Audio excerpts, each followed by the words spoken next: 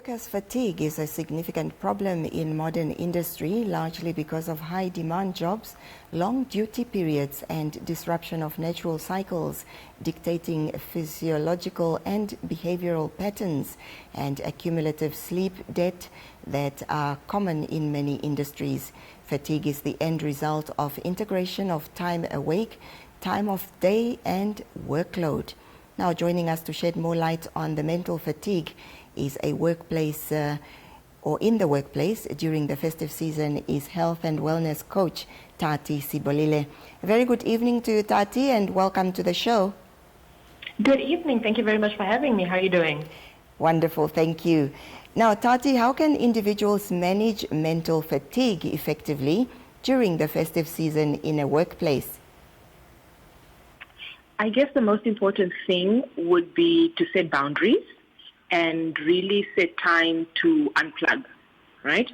I would say physical health, moving, right? So if you, for example, are working, you're 8 to 5, don't go push, 8 to 1 before you have a break, right? If you need to take a break every hour or two and you get up and you move within that break, research does show that it tends to recharge the brain. And also just reach out to your social networks, like properly unplug, not decongest, unplug, unwind, and really disconnect from the work environment as often as you can. So what role does nutrition play in managing mental fatigue, especially when there are holiday-related temptations? People often get very stressed about, birthdays, holidays, as you say, special occasions when it comes to nutrition, because especially people who are trying to lose weight, I don't want to mess up my progress. And the truth is you're not going to, right? What I can say is what you put in greatly affects how your body performs. So if you're doing the less healthier food options, your body isn't going to perform as well as it can for as long as it potentially could, right? So if you're already suffering from mental fatigue and you're not putting the best type of food in your body, which is like, the highly processed food, high sodium, your body isn't going to get the most benefits from it. So focusing on whole foods, healthier options definitely gives your body and your mind a better shot at surviving and getting through and alleviating the symptoms of mental fatigue. It's kind of like when you have a car, right? You've got your car, it's in working condition. If you put in bad fuel, it won't run very well for very long, right? If you already have a car that's on its last legs and you put in not the great fuel, it definitely also won't get, it will get even less further than a car that started off in good condition. So the quality of what you put in definitely affects how well your body can function. Taati, are there specific strategies or exercises that you can recommend for combating mental fatigue during the busy holiday period?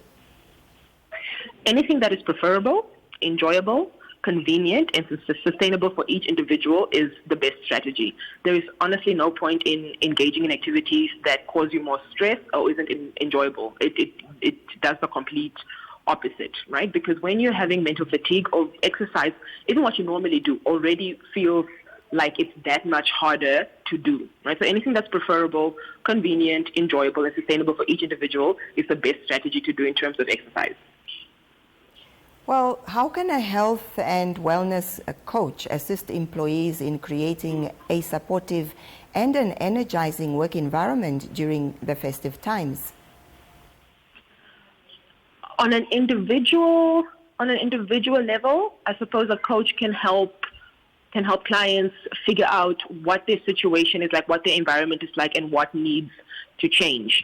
In a group dynamics, the same thing, and help clients assess and figure out what their environment is and what they can all do to bring about the necessary changes to help each other out so that no one gets to a point where, they're mentally fatigued. Because, especially now, many jobs, especially those industries that don't close or those companies that don't close over the festive season, they tend to operate on what we call skeleton staff, right? So figuring out the best dynamics for the group to assist each other in alleviating and avoiding and alleviating mental fatigue is definitely something that a health and wellness coach is able to do.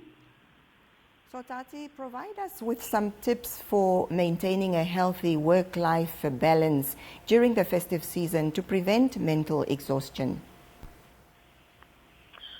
The most important thing is decompress, disconnect from work. When you're off, and properly mentally unplug.